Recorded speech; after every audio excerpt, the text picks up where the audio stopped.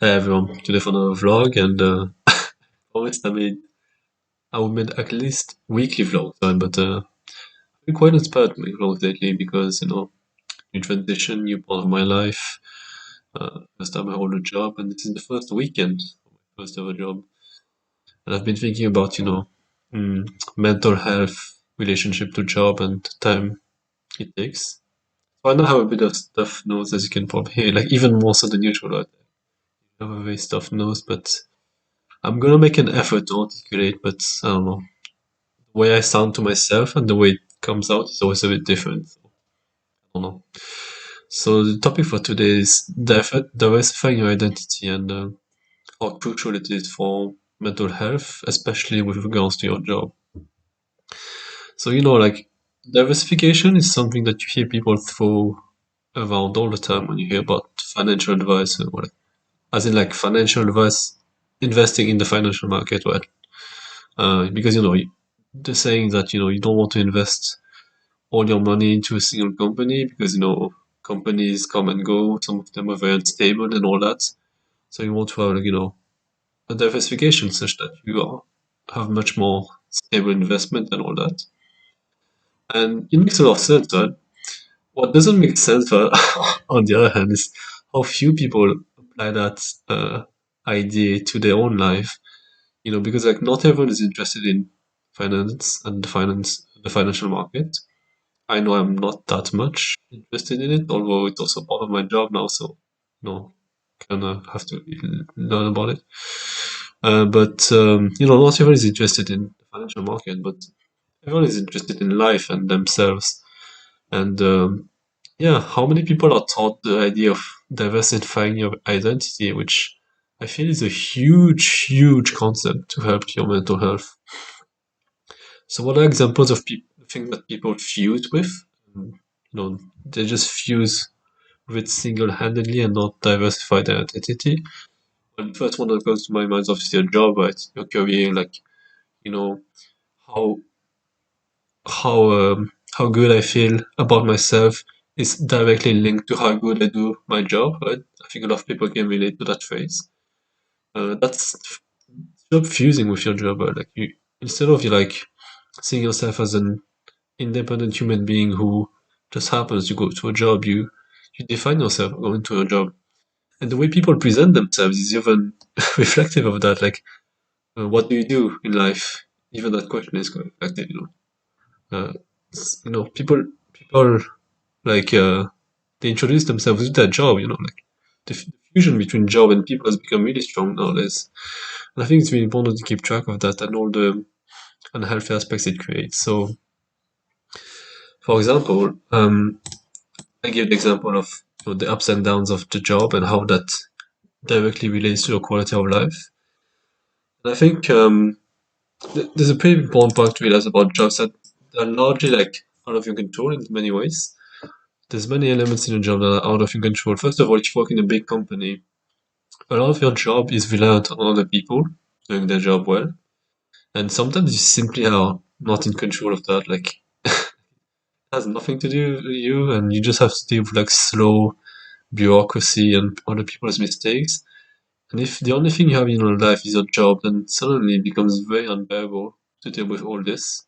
You know, like it becomes a lot of pain with a lot of pleasure. And what I noticed about something I kind of noticed as well in the previous vlogs that when you really focus on something, right? I really want this. I really want this. My life is all about my job, and I saw that and all that. What ends up happening is that you become very sensitive to the things that don't go according to your plan and that don't fit, your narrative, basically. So it's very restrictive to have this very like single-minded obsession. Because what you see a lot of people that they're very frustrated with their job over years and years of being so obsessed and you know it being such a huge part of their life. But of course, a job is a huge part of your life in terms of time and money. That's something to take lightly, but at the same time, you have to think about like how much does it say about you versus how much is it simply about survival. Like I think personally for me, a job is mainly about survival. it's not really about me, right? Like it's a very small facet of my personal life and my interests and all that, and something important. Right? I'm not gonna like say you shouldn't take your job seriously. I hope it's been made clear that diversifying your identity is not about neglecting one side. It's more about taking care of the other sides. Your interests and all that. So that's one way you can start diversifying your identity is to simply enjoy the things you enjoy, but enjoy them more. Like take them more seriously in a way. Like really, really dedicate time to them and realize it's an important part of your life. Um, life is kind of like your personal life is kind of like an ecosystem, and you can't just neglect one part in favor of the other because it's all about balance. And if one thing goes out of balance, then it's uh, having repercussions on the others. If you have a shit mental health because you don't take care of yourself, then you're not going to be good at your job. So single-minded focus on your job is actually paradoxically quite a bad strategy to be good at your job. And yeah, I mentioned like the slow and the out of control part of the job. And the job is important to notice as well. Is that a job is basically an endless pit, right? Like you can throw as much energy as you want into your job, and there will always be something more to do. So like your attitude towards it should always be conscious of that and being aware that just because you go faster now, it doesn't mean that there won't be more things to do later. Like there will always be more things, and it's really important to keep in mind the aspect of like it's endless pit. Right? Like a job is basically an endless pit. There will always be more things to do, and it's really important to keep track of that for your mental health. Yeah. So one big aspect of diversifying your identities for the mental health aspects. There are probably more points, but not meant to be an exhaustive one. Just exploring the big ideas and the main ideas. And the second main aspect you can see of diversifying your identity, financial part. So um, there's an interesting loop that is quite vicious within the modern world. Well, it's not really the modern world, but it's just simply something I see in daily life. This is the trap of coping with life through money. This is a really vicious circle, like a cycle, because I'm going to explain why. First off, you start with not feeling great because of your job for whatever reason. Maybe you don't like your job too much. Maybe you spend too much time in your commute. Maybe the job is not fulfilling. Maybe your coworkers are not interesting. Whatever. There are many reasons why someone could be unfulfilled by the job. The second thing that happens is how the cycle uh, starts and gets fed. Is that you cope with that feeling through money. So you cope through the unfulfillment of your job and the emotions that it creates through money.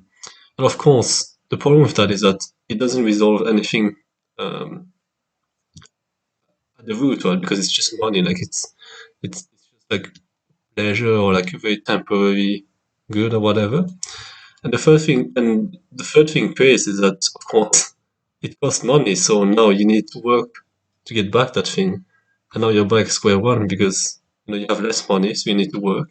So you just create a cycle in your life of recuperating from your work by something that costs you, and that cost needs to be recuperated from your work.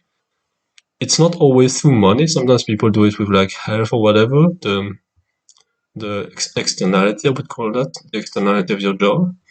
But very often, it's related to money, and it's a really vicious cycle. Like I hope you can see why, because it keeps you in. Not only does it keep you in your work, it keeps you in your work that you don't enjoy. So it's very, very important to keep track of that. Yeah, it's I've never experienced that, of course, because it's literally been the first time I worked, but see the ways in which it could, like, very much ruin someone's life. So, that's a big aspect of diversifying identity is that you don't need to cope anymore for your job being unfulfilling. You simply have things that give you fulfillment in your spare time. It's not an easy thing to do to diversify your identity, to be fair.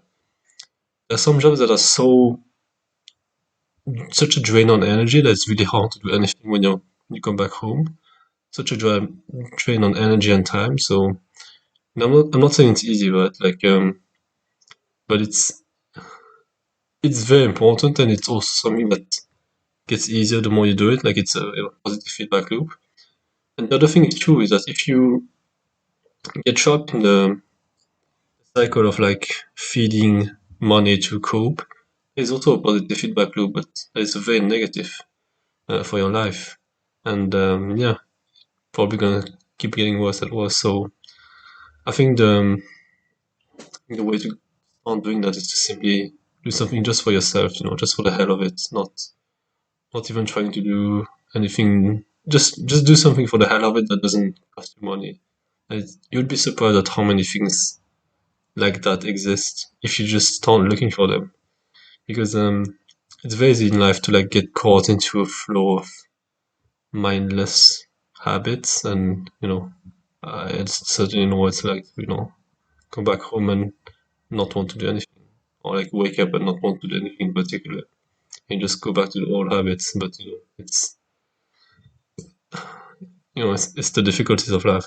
Sometimes you just have to do uncomfortable, but that are actually quite enjoyable if you just get yourself to do them. Yeah, that's the biggest part of the financial aspect, but there are also some others I can see I can talk about. The second one is that, of course, if you're spending time doing things we enjoy, you're not spending that time on being bored, apathetic, which could lead to spending. When you're busy enjoying yourself, you don't have time to buy things or whatever. You're just enjoying yourself and doing things you want and working on the things you want. Right? Like, it's obviously a huge, it's obviously a huge preventive measure from like what we call boredom buying. Like people talk about impulse buying, right? But like there's also a way in which people buy something just because they are bored, because they feel like they need to fill a void, or like that they can't just sit, and do nothing. They have like this internal clock in their head that, if I'm not entertained all the time, then there's something wrong with me, which I think is a really bad attitude, but I think it's very like subconsciously programmed into us. The constant pursuit of happiness and entertainment, like the idea that you can't just be like fine with life, you have to always like chase, chase, chase, right? I think it's rather deeply programmed in us in a very subtle ways. And so, yeah. So when you start working on things that you just simply enjoy, right? Diversifying your identity, I think you're also just becoming a more interesting person, and you start exposing yourself to more people, you start exposing yourself to more opportunities, and you just become a more interesting person. Your life becomes more interesting, more interesting, it's like, even if there's no like direct financial benefits, sometimes your activities can become sources of money. That can be another advantage. I think even if you don't gain any money from it, I think it just makes you a much more interesting person, and well balanced, well rounded, and just a much more content person, a much more fulfilled person. It's very important because money is essential. Like, you can't just fuck around and not care about money your entire life. I think it's really, really like never might no myopic to think that you can just not care about money, and you can just focus on your passion or whatever people say. But money is important, but like money is a means at the end of the day. Money is a means. Like, money doesn't do anything by itself. It's always about a way to trade for other things. And if you don't have your priorities right, and if you don't know what you want, and if you don't know how to set time for yourself, then no money in the world can teach you those things. Like, I've heard of many stories of people who took the path of financial independence and become really rich, and they just stay at this like void of freedom where they have so much time, right? But because they've never like really developed just enjoyment of life, I guess. It, yeah, they just stare at a wall basically, like not an actual wall, but like a metaphorical wall where it feels like they've never like really enjoyed themselves in any deep way. Not enjoy themselves like a pleasure type of way. We just entertain yourself. but more like an enjoy, like a child enjoys drawing, just doing it for the hell of it because it's fun to draw. Something that many adults seem to get programmed out of, the whole attitude of productivity and learning and, judging people based on their value rather than just doing what you want. It's for the sad, but it is what it is. Yeah, so thank you for watching. Yeah. You had a very, very important thought for what has happened to me lately. Diversifying my identity and, reminding myself to just draw. I enjoy drawing. To just draw has been quite important for my mental health lately. I've only worked for 4 days, but these past 2 days they've just been way more enjoyable because I don't attach as much to the job. It's a nice job, but it's not gonna like fulfill everything I want in life. That's okay. That's you can't expect everything to come from a job. It's incredibly unrealistic. So yeah, thank you for watching, and see you next time.